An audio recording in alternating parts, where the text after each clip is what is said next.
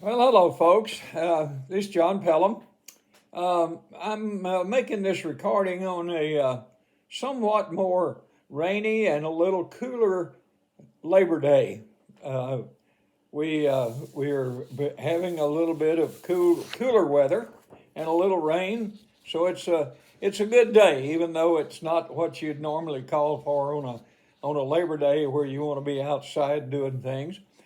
Um, I thought since it is Labor Day, I'd kind of use that as the theme for this and talk a little bit about labor and work and what the Bible says to say about it and what we know a little bit about the Labor Day celebration itself.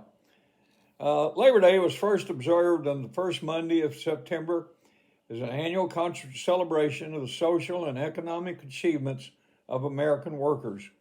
The holiday is rooted in the late 19th century when labor activists pushed for a federal holiday to recognize the contributions that workers have made in American strength.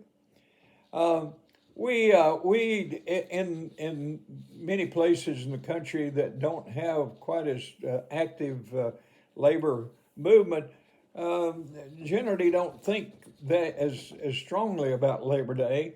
But wherever we are, we know that Labor Day usually is looked at as the unofficial ending of summer and the unofficial beginning of fall.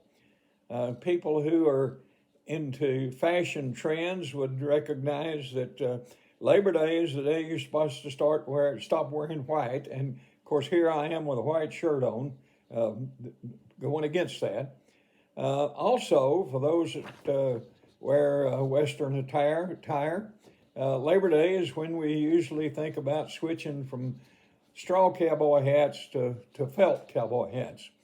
Lastly, Labor Day weekend is normally considered to be the first official day of the beginning of the fall college football season. So we know we can kind of set our calendars toward that event. Biblically, there's many references to labor and to work. I just picked out three here. First one, Colossians 3:23. Work willingly at whatever you do, as though you were working for the Lord rather than for people.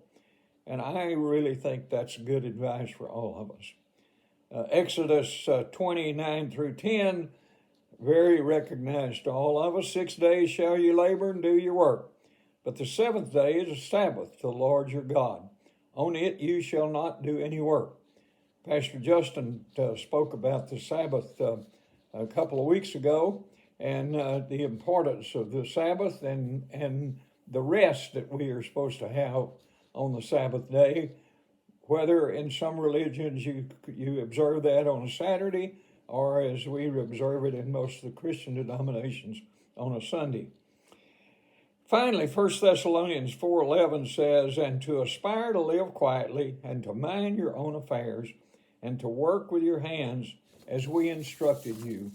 And I think, again, growing up in a home with a father that tried to work a full-time job in town and manage a little 100-acre farm out in the middle of Hill County, we learned the value of work from a very early age. And then finally, I go to Edgar A. Guest for poetry sometimes that sort of fits the theme, and I thought this one fit it pretty well. It Couldn't Be Done by Edgar A. Guest. Somebody said that it couldn't be done, but he with a chuckle replied, yeah, maybe it couldn't, but he wouldn't be the one who wouldn't say to Phil to do so till he tried. So he buckled right in with a trace of a grin on his face. If he worried, he hit it. He started to sing as he tackled the thing that couldn't be done, and he did it. Somebody scoffed, oh, you'll never do that. At least no one ever has done it. But he took off his coat and he took off his hat, and the first thing we knew, he'd begun it. With a lift of his chin and a bit of a grin, without any doubting or quit it, He started to sing as he tackled a thing that couldn't be done, and he did it. There are thousands to tell you it cannot be done. There are thousands to prophesy failure. There are thousands to point out to you one by one the dangers that await to assail you. But just buckle in with a bit of a grin. Just take off your coat and go to it. Just start in to sing as you tackle the thing that couldn't be done, and you'll do it. Folks, good advice, good philosophy. Hope you enjoy this time. Let's all remember that work is good, rest also is good. So this next Sunday, come visit us here at First Christian, or find a place to observe the Sabbath of your own. Thanks a lot. Be with you next time. Bye-bye.